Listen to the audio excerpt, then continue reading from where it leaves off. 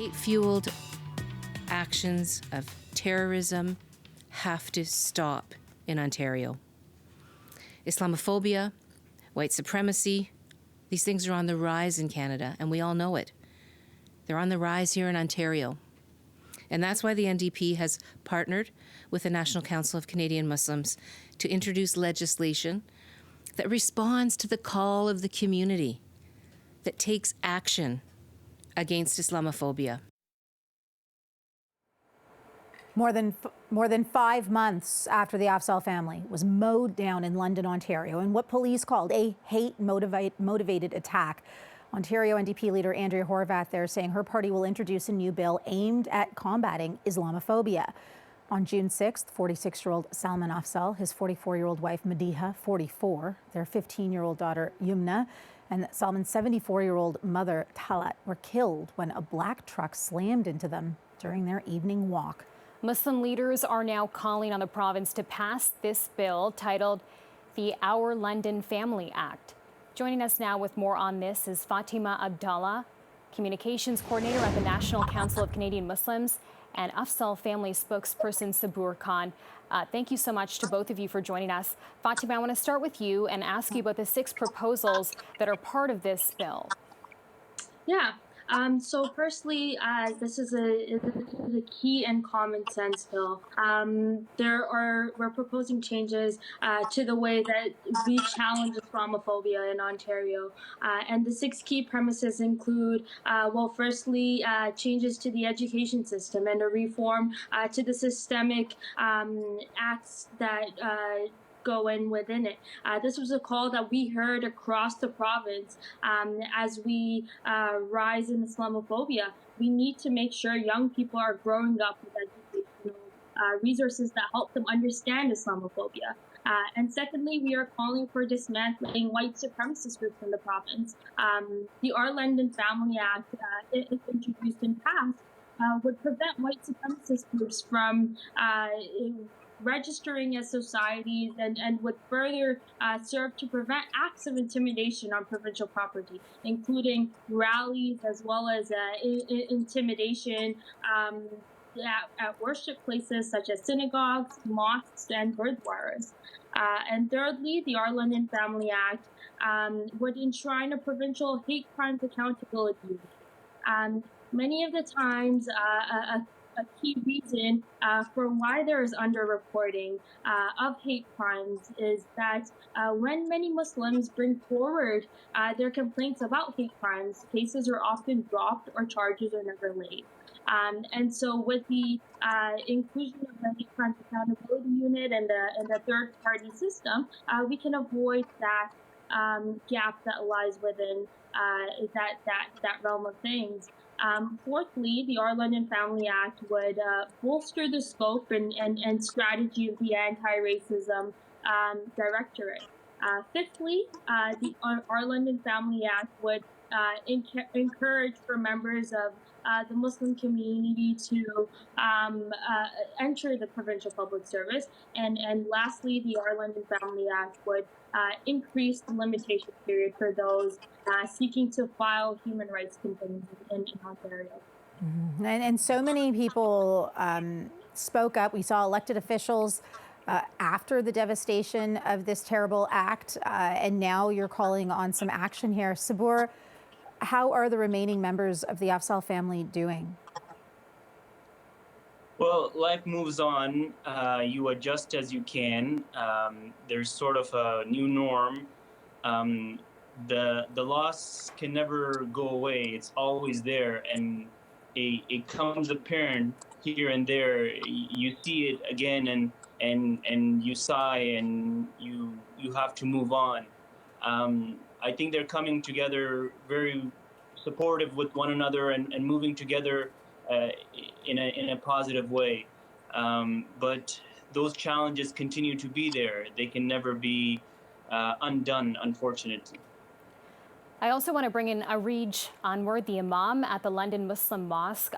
Areej, want to ask you about how important legislative action is on this issue instead of just focusing on education. Hi, thank you for having me. The the legislative part of this act is extremely important, because as a community we question, does our government care for us? And if there is no action, if there's no legislation that's passed, then the answer for us is no. They don't care enough for us. And this legislation, this act, the Our London Family Act, goes to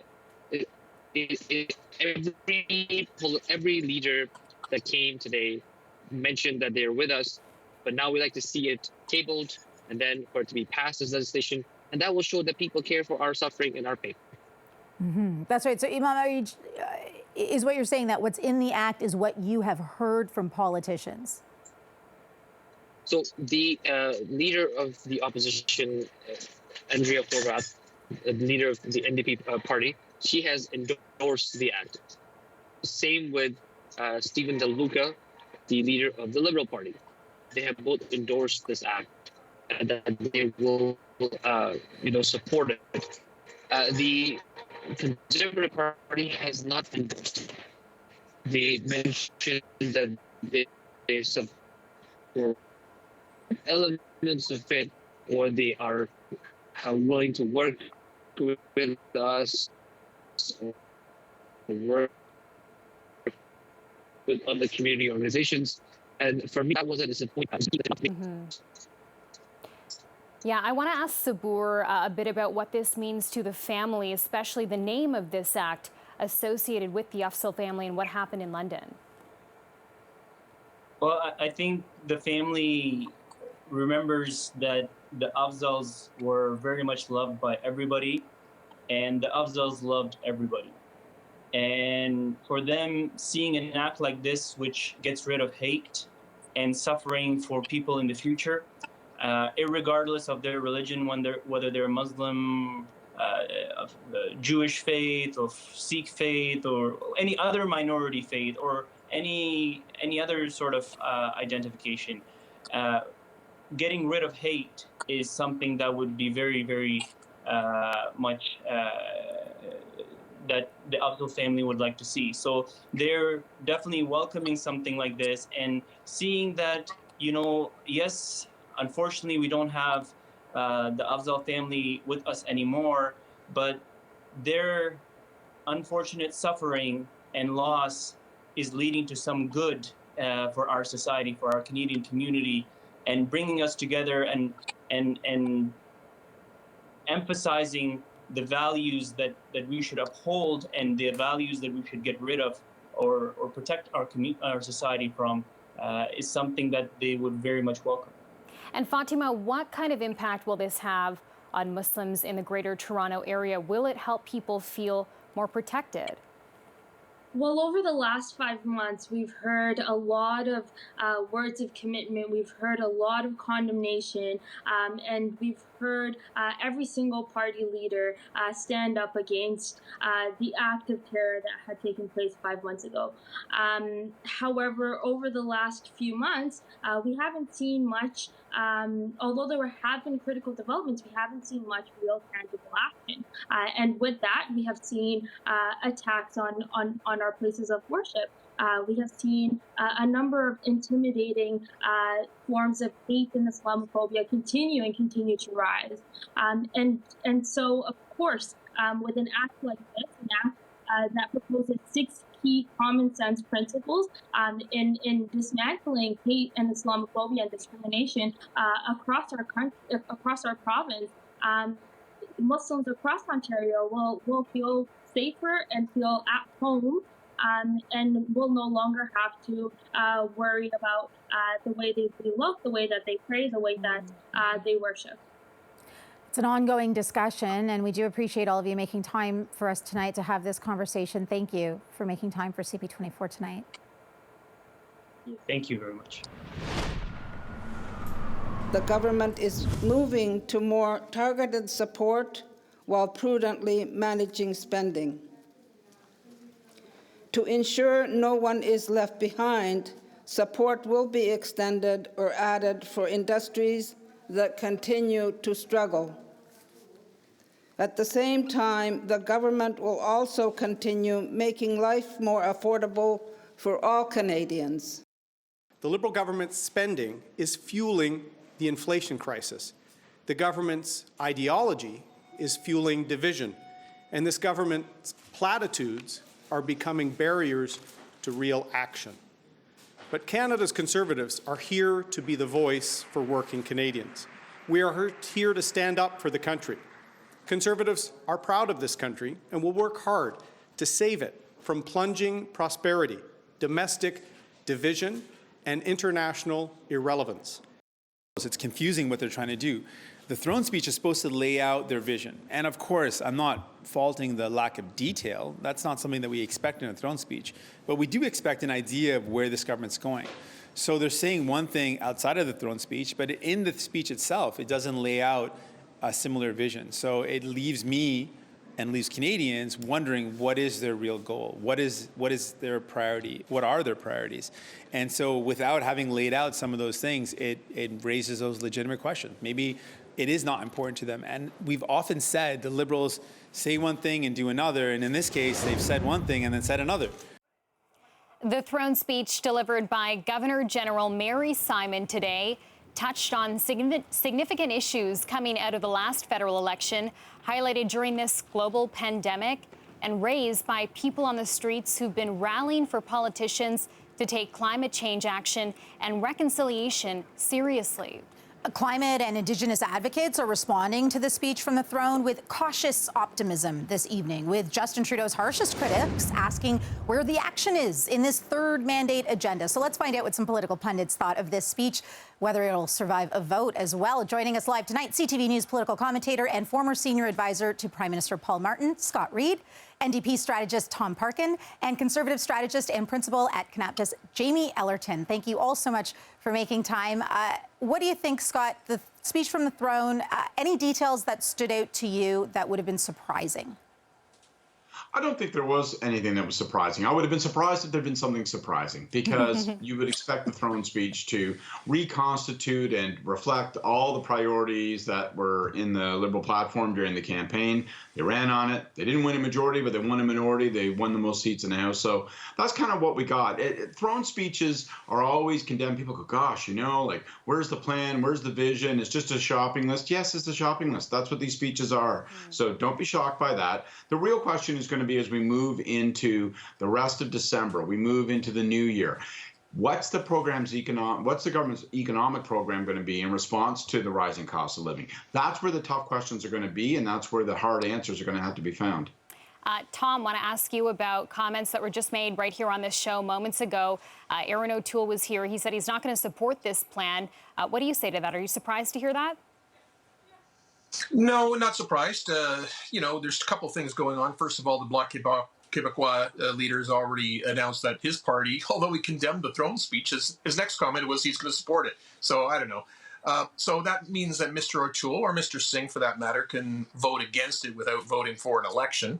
You know, while the New Democrats typically have looked to throne speeches, other votes of confidence as a way to get some wins, I think the history of the Conservatives is rather that they tend to just be against, and they vote against. They take this role of being the opposition, and they vote against whatever the government does, no matter what, as some sort of I don't know, right of passage. So I don't think it's going to be a surprise to see Mr. O'Toole vote against it. And frankly, I would not be surprised, and it would be my advice to Mr. Singh, I think, to vote against it as well for much the same reasons. What in here can Mr. Singh say to New Democrat voters is really worthy of a lot of enthusiasm? Mr. Singh has got to cut his own path here and name his own issues and leverage Mr. Trudeau as hard as he can to get the kind of things that he has been talking about, that his voters want. Things like pharmacare, not mentioned. Dental, not mentioned. Very scant on housing, which has been going up, housing and rent costs for a long time. None of this stuff is in there. So when is that going to be part of Mr. Trudeau's plan? Feels like there's not much. If you take the temperature of the country, though, I mean, following that last election and the results pretty much being similar to what we had going into it, And when we talk about divisiveness, people want to see politicians getting along, right? I mean, Jamie, is this the right tone to be taking following a throne speech? Yeah, I think the real surprise for me today is that the government really just had nothing new to say, and I wasn't expecting, to pick up what Scott said, any massive surprises, but maybe some contrition and humility, recognizing that they were going for their majority, lost it, and there's really nothing there in terms of the expectations gap.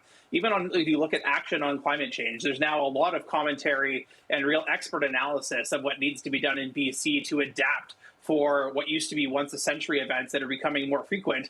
And instead, when you hear what the Liberals talk about spending money on climate change, it's always about giving millions of dollars to companies like, say, the Loblaws fridges or to Algoma Steel in Sault Ste. Marie, which, great, it's saving jobs. But I thought the whole purpose of a carbon tax was so companies would instead invest for greener technology, but instead it's taxpayers that are paying for it. So there's a real disconnect for what the Liberals have put forward. And I think when you listen to the other opposition parties, it really seems like they're all stuck in the rhetoric they've been deploying now for the better part of the past 18 months. And no one's really charted a path forward as to how they're going to move the dynamic of what's going on in Ottawa in any meaningful way. So obviously this is a throne speech. It's really a formality, literally, with no real broad implications other than for the government to tip its hand as to where it's want to go. But right now it seems to be status quo.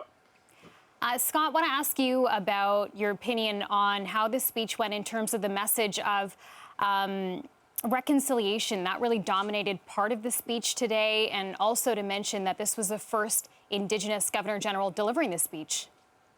Yeah, and we heard Inuktitut spoken for the first time in a throne speech from Mary Simon, as you say, first Indigenous Governor General. So that that people sort of shrug and say, oh, okay, well, another symbol. It's more than symbolic. I think it's a really significant event. I think it means a lot to a tremendous number of people. So it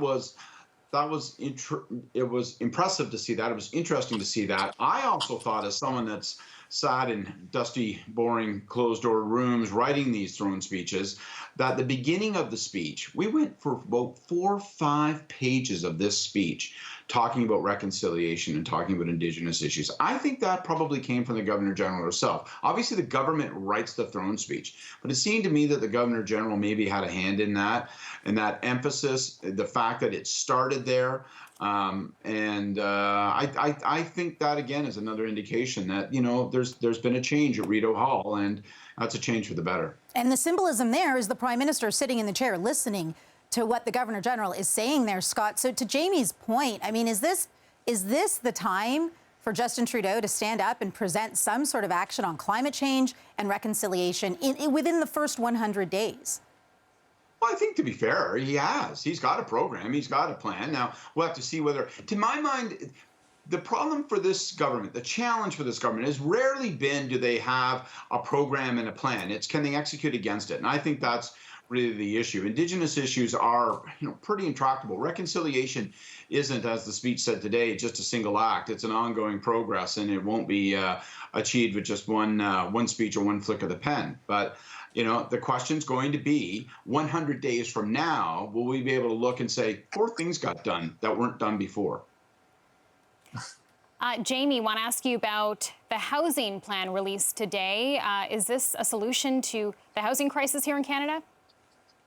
I don't think it's going to be, and I think this continues to be kind of operating at the margins.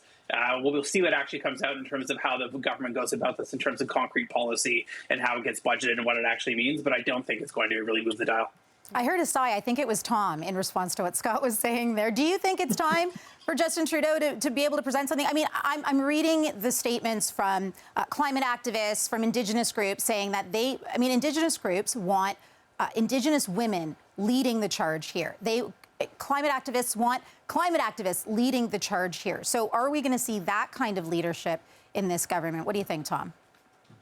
We can only hope, but on the simplest of things, Mr. Trudeau has been a real barrier when it comes to reconciliation. And symbolism is great, as Scott says. But what's really great is stopping the law, the legal suit against, the legal action to stop young people who were victims of the discriminatory system of child welfare in this country from receiving their compensation. That would make a real difference to those people whose lives whose lives were hurt and life chances were hurt by a racist system.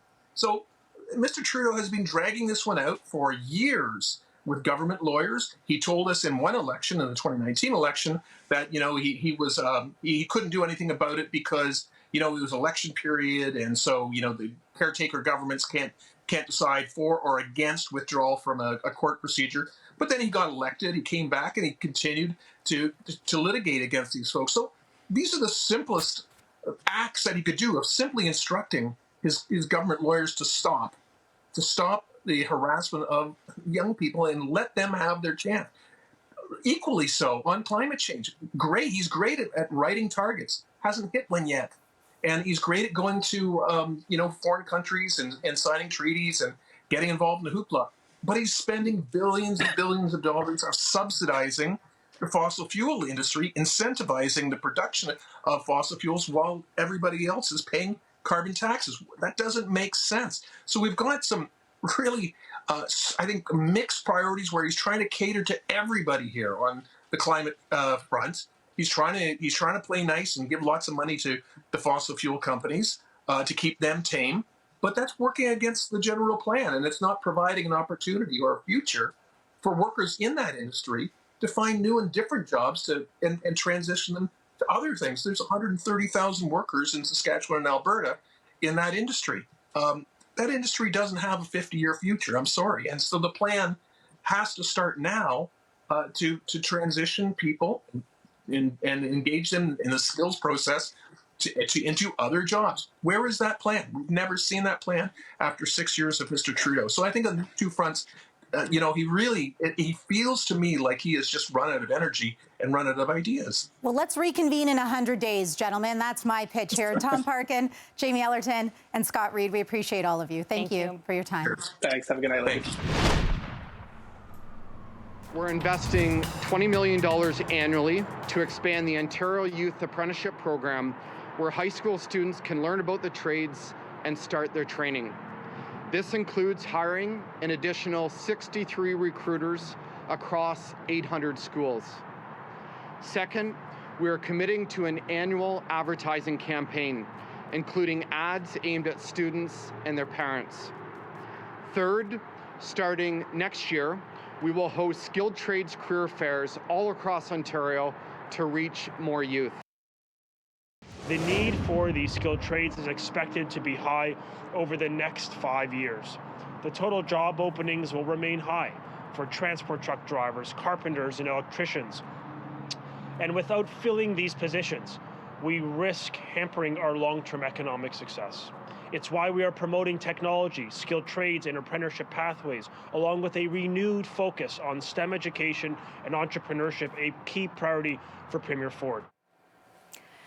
The Ontario government announced today that it will hire additional skilled trades recruiters to enter high schools across the province.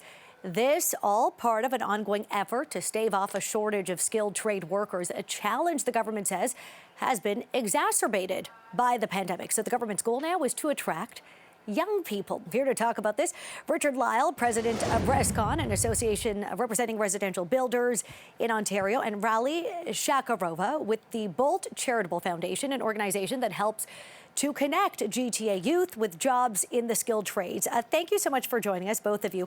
Richard, I want to start with you. Why is there this gap? Is it because, from what I understand, a lot of retirement, a lot of new builds, and just a lack of people joining the workforce?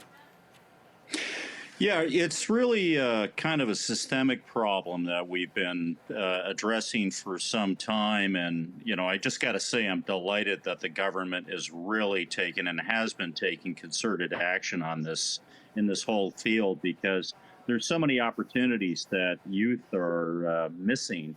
And this will go a long way to fixing that problem and also meet our needs, too. Mm-hmm. One of the reasons why, go ahead. Oh, no, I was going to say, Richard, you talk about youth, and one of the numbers we have from the government is that some people that entered the skilled trades, the average age, I believe, is 29. These are not people straight out of high school. What are you finding? Why is that?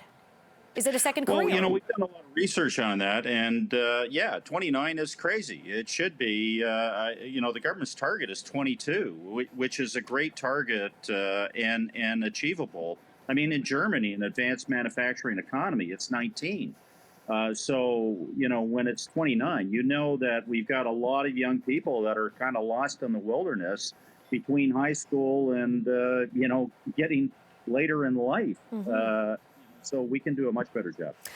And Raleigh, this is an area that you work in, trying to connect GTA youth with jobs in the trades. Is there an interest? What have you found over the years? Yeah, absolutely. Thank you for having me here. And this is such an important topic. I can't echo enough what Richard said about the minister's attention and action on this issue. It is a very pressing issue with very real consequences. And what we find is there's two main reasons why we're seeing this sort of lack of interest and lack of participation from youth. And the first is lack of information. They just don't realize all of the different options that are available to them. We specialize in the construction skill trades, and already there is hundreds of different professions that they can self-select into if they only knew about it. And then the second, and I think a lot has been said about that, is just the stereotypes that exist about the industry and the people that work within it. Your point about the 29 being the average age is because they're not self-selecting into these professions during high school. And Raleigh, what are some of the misconceptions? First, something you touched on is there's so many jobs in the skilled trades. I actually looked this up, and there were some jobs I'd never even heard of before. So I think people don't realize that they may have an area of interest that is consistent with what a skilled trade is. And also, you being a woman, I want to point out, we do not, and historically have not seen a lot of women in the skilled trades. I mean, I got to tell you, every time I hire someone, I say to the company, I look forward to seeing he or she, and it's always a gentleman that shows up. Is that improving at all? It is improving, but certainly not at the pace we'd like to see. Women are still very much underrepresented in the industry, and it's something that we're actively looking to change. So recruitment is definitely the first step, but retention is a second one. So even if we're successful when we're successful in getting more youth and women into the trade, we also need to make sure that the employment conditions are right for them to also stay in the trade and actually complete their apprenticeship, become journey person, and have successful careers.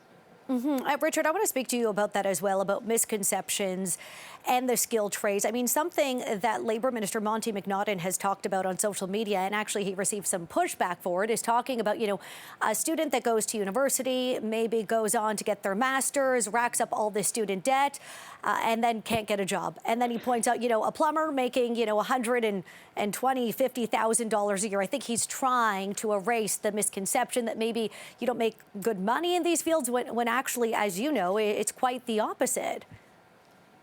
Oh, this is the route to success. It's just that systemically, I think to a certain extent we relied on immigration for a long time. We eviscerated our vocational training in our school system. And, we've got so many young people that aren't getting the information they need. And we know through research, if they get the right information, they make better career decisions. And, and we can expose the pathways to careers in skilled trades. There's still work that has to be done there. But, we know that young people that enter the skilled trades, by and large, in terms of happiness, are way happier than on average than other professions. And so it's all there, and women and diversity, we want all that in the industry, and we're doing a lot of work to make the industry more welcoming and safe. And, that's our commitment. We want young people in, and we will, they're great careers, and we'll look after our people. Richard, something Raleigh commented on, and I'll get back to you, Raleigh, in just a moment, is retention. Obviously, ResCon represents the construction industry. Really all of these jobs, very physical, which is great when you consider young people who are maybe energetic and interested, but obviously the body, I can tell you I've felt it already, has challenges the older you get. Is that a challenge for the business in terms of retention? How do you get around that sometimes it may be difficult, or challenging to continue doing a job that's quite physical? Or is that a misconception? Well, I was going to, if I can jump in, I mean, the construction industry is very much a technology industry now. So, for young people, we've got a lot of tech. We've got building information modeling. We have digitization of so many things, drones and so on and so forth, and the equipment that we use. Yes, it is physical, but that's kind of like that's sort of an old story. It's not, it's really evolved, and it's going to be evolving rapidly. So, for young people that are interested in things like that, we've got it all. Thank you for clarifying that. And Rally, if you could talk about a little bit, you mentioned there will be consequences if people are not entering this industry. I mean, certainly we have people, the housing market has been booming in this city. People need places to live. They need their cars fixed. They need all sorts of services provided by the trades. And if we don't have enough people in a city of 2.8 million, in a province of 14 million, people won't be able to have their, if you have a flood, you call a plumber. Like there are serious consequences really in all areas of life. Let's talk about some of those consequences people may not realize. Well, I think you articulated them really well, and in our area of construction alone, you sort of asked about what's driving this demand, and we're seeing unprecedented investments in infrastructure. Our region here in Toronto is only going to continue to grow, but a third really big piece is climate change. Any of the mitigation and adaptation initiatives that we need to put forward rely on the construction sector, just looking at the Leslieville, flood protections, like all of that is construction. So a lot of that relies on that, but also more housing, more transit, more services as we continue to grow is all going to be impacted because slow down and in worse news for the government, probably go over budget as it gets more and more expensive to build. And Rally, I want to end on you, if I can, here for just a moment, because we talked a bit about women. If you could clarify, what is the makeup of women versus men in the business now? How do you encourage more women? Do you make them aware of some jobs that, like I said, I went online and there was a list of skilled trades I hadn't even heard of before? I think sometimes people think of, some of the trades they're aware of, construction, plumbing, mechanic, and don't know that there's a list of trades that women may be interested in. What a great question. And we do two really important things that I think are pretty unique here in the region. So the first, we actually go into schools and have, I call it a career day on construction, supporting both pathways, the skilled trades being one of them. And we bring industry professionals. Now, with the pandemic, all of that has been virtual, but just providing that information on what the industry is about, all the difference in careers, the compensation packages, the advancement and career diversity in the industry. I sort of call it planting the seeds. And the second one, which is, cannot be overstated, is our immersive career exploration programs. So we actually take youth, women included, onto a live construction site. We just had our last day of discovery for the year today down at the Well. So they can see what it's about and they can see what the culture is like. They get to see how all the pieces fit together. And that we've seen for a fact can actually generate a lot more interest. And that's a big way of how we're recruiting women ourselves into the program. Rally Chakarova with the Bolt Charitable Foundation. Thank you. And Richard Lyle, the president of Rescon. I hope that, if there's young people at home that hear about this, they get in touch with you or they log on to the Ontario government's website for more information, because we know that young people are our future. And certainly, as we've been talking about, you need people in the skilled trades here in this province. So thank you both so much for your time tonight. Thank you. Thank you. Well, we know Active TO was a way to get Torontonians out and moving during the pandemic when stores, restaurants, and movie theaters were closed. While the program got people moving in some areas, it brought drivers traffic frustrations. Well, now one downtown councillor, along with some of his fellow councillors, wants to see a temporary Active TO cycling installation become permanent, while a fellow councillor from the suburbs would like to see the overall program deactivated. Joining us now, University Rosedale councillor Mike Layton, who wants to see the Bloor, Danforth and University Avenue bike lanes stay, and Etobicoke North councillor Michael Ford, who wants to put the brakes on all this, where he sees congestion in the city. Thank you both, councillors, for joining us. It's been a while since I've seen you, so we appreciate your time. So, Councillor Layton, there is, I think, no dispute that there's a lack, and historically a lack of cycling infrastructure here in this city. So to be clear, what you're looking at here in terms of permanence is some of the bike lanes which have proved to be very useful to cyclists in the downtown. Well, let me first just make clear, it's not me saying they should be permanent. It's actually our city staff who were monitoring both the traffic implications as well as the impacts, the positive impacts for cyclists and for businesses. And they've come to City Council with a recommendation to keep the installations, the active TO installations in certain areas, because it has had a net benefit to the community. And it's really three things that I think are worth pointing out. One is it's about creating safer streets. That should be our top priority. Always is ensuring that our infrastructure is safe. We have a Vision Zero plan. It's time we started implementing it, and that means making our streets safe for all road users. Second is net zero, our climate plan. If we're not serious about getting people around our city in a way that is outside of single occupancy vehicles, and this is on public transit, walking, and cycling, we will simply not meet our stated target for the reduction in greenhouse gases. There is no way we can do it with keeping people in cars. We need to do more things to reduce the number of trips people are taking in their automobile and put them on other means of transportation. And finally, it's about supporting businesses. In the case of active TO, this was in order to take part of the lane to build patios. And, you know, it had a great success in a lot of neighborhoods that were actually saying, you know what, we don't want you to take that parking away. We don't want you to take that lane away. When we put the patios in with the bike lane, all of a sudden, it was a dream come true and started really working for people. So for those three reasons, we've got a staff report saying, you know what, it hasn't impacted travel times in as much as one might think. And in some cases, along Bloor Street East, for instance, the time to travel through that corridor actually decreased as a result of the installations of the lane between 2019 and 2021. Mm-hmm. And so for those reasons, that's why staff are recommending that we make them permanent. All right, let's bring in Councillor Ford into this conversation. Councillor, you heard what Councillor Layton just said in terms of citing those surveys, in terms of it not taking that much longer for drivers to get through those corridors. What do you say to that and for those drivers that say, you know what, I'm trying to get from point A to point B, and now this has added 5-6 minutes maybe, or I'm just more frustrated standing in these areas as these cyclists make their way through? And just to clarify, Councillor Ford, I know one of your big concerns as well, if I can jump in, was Lakeshore Boulevard, that stretch as people made their way from, you know, closer to your ward into the downtown core. Absolutely. Well, Raheem, Christina, good evening. Great to be with you guys and your viewers this evening.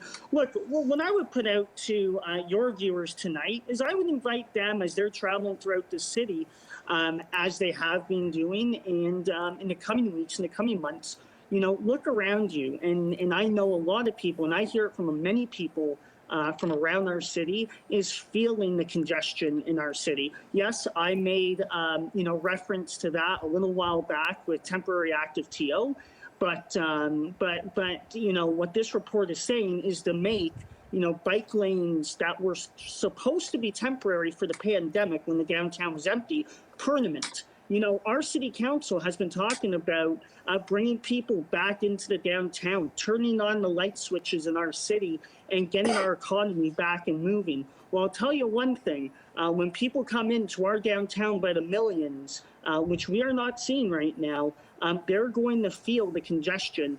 And I really think it's setting us up for failure. I want to ask, has the city really taken as deep of a dive yet? Because I know this is all being explored as to how drivers feel. And I ask that because some data that was collected by the city from September 2020, the city interviewed 359 survey responses. So frankly, a smaller group. They interviewed people along Lakeshore Boulevard West at Strawn and Lakeshore Boulevard East at Coxwell. The majority of them were cyclists, the rest walking and jogging, or others, let's say, on rollerblades. And more than 90% of people who were surveyed say they want active TO to continue. Well, I think if you do ask people using the program, they do want it to continue. The survey doesn't note that any drivers were asked. So I think there's a different perspective from those driving in the city. What are drivers saying? And Councillor Layton, I mean, have you heard from drivers in your ward? Oh, we certainly have. And, you know, there are those that are concerned with the change on the street. And of course, change of any sort is going to elicit a response from folks in communities across the city. But when you actually present them with data about the impacts that the bike lanes have had on University, for instance, where we've seen a doubling the number of cyclists, that's 500 frontline workers now able to get to work, 500 more frontline workers than previously able to get to work safely on a daily basis, and which is a doubling of the number of people taking that street. But the average times actually improved going northbound, and it was less than a minute impact going southbound. The Danforth, for instance, where we saw a 70% increase in the number of cyclists, for that 5-kilometer stretch, the impact on travel times to vehicles was less than a minute. Less than a minute, and we made the streets safer for thousands of people. Yeah, so we see the impact in some of the downtown core and surrounding communities, but certainly there had been congestion on the Gardner Expressway when people are trying to get downtown because of active TO on Lakeshore Boulevard between Windermere and Strawn. So would you support, as a council member, the continuation of this program in other areas of the city where there's more of an impact to drivers and perhaps less of a benefit to maybe cyclists? So I'm sorry, Christina, we're talking about two different things here. The active TO installations that were permanent on those major arterials on Danforth, Bloor Street, on University Avenue, and then the weekend closures that were happening on Lakeshore Boulevard. And certainly those weekend closures on the boulevard did have an impact on surrounding travel. We were closing all of the lanes of the road. It wasn't benefiting local businesses, but was giving people an option to get out and around the city. And I would say we actually close those roads on a regular basis for runs, for parades, and for a variety of different events that our city hosts that draws a lot of people to the city of Toronto. Now, that's not what's in front of us and going to City Council. What's in front of us is making these lanes that were quasi-permanent during the pandemic, i.e. they weren't weekend closures, and the staff are recommending that those continue. Okay, as for the other active TO weekend closures, that's something we're going to have to examine what the impacts are to ensure that people can still get into and around our city. And of course, those patterns change on the weekends. They change when there's a Jays game. They change when there's a Raptors game, and we will have to look at that. And we did in this past year actually reduce the number of closures of Lakeshore to account for some of the other construction going on some of the roads in order to address the vehicles getting in and out of the city. So, Councillor Ford, getting back to Raheem's earlier question about drivers, considering what will be before council to consider the recommendation from staff, as Councillor Layton has noted, that there has been a benefit according to the data. Would you support that, or in your opinion, are you just you don't want any of this to stick around despite the data? No, look. Well, look, Christina, we need to have a balanced approach as a city, right? We have cyclists in our city. We have people, pedestrians. We have, transit users, which we encourage everyone to get on transit. But we also have vehicular drivers. And I just want to go back to something, my colleague said earlier. We were referencing hundreds of cyclists, which is great, get on a bike. But we have to remember there's millions of people come into the downtown core, at pre-pandemic levels. We have to remember that. Thousands upon thousands upon thousands of cars using our downtown core. So, to talk about, in the hundreds, we really have to look at the bigger picture. The other thing is, look, I understand people's opinions on, giving their feedback on the survey and supporting it in adjacent communities to this. But look, it goes beyond adjacent communities. These are main arterials of the largest city in the country, one of the largest in North America.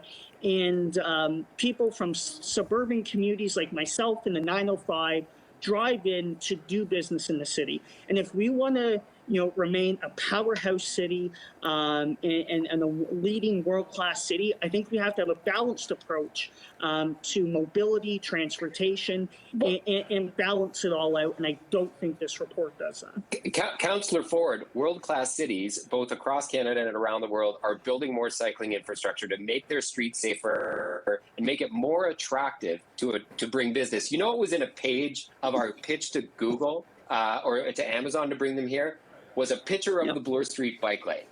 You know why? because people want different ways of getting around the city. And yes, there will be people that drive in, but most people come to our city by public transit when they come down to the core of their city to work. So we've got to make that active transportation, that walking, cycling, transit trip safer and more enjoyable for them. That should be our number 1 priority. Councillors, thank you so much. Councillor We Layden, appreciate it. We're running out of time, councillors. I was going to say, it seems like a session of council. I can let you have a few more seconds here, Councillor Ford. And just to clarify, as Councillor Layton noted, while I was speaking about the Greater Active TO program, what has been recommended and what has been supported by Councillor Layton and some of his fellow downtown and surrounding area councillors is to make some of those semi-permanent bike lanes on University, Bloor and Danforth permanent. Go ahead, Councillor Ford.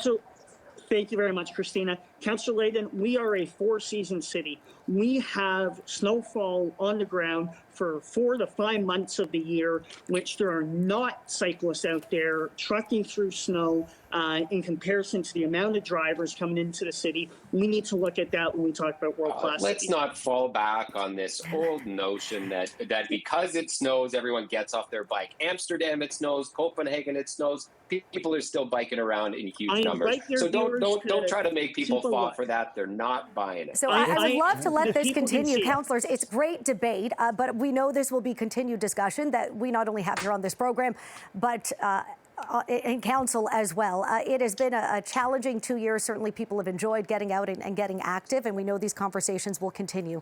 So I believe that's all the time we have. Raheem, I'll leave it with you. Yeah, Councillor Ford, Councillor Layton, thanks so much for joining us, and we'll chat with you down the road. Thank you. Thank you both. We appreciate both your perspectives.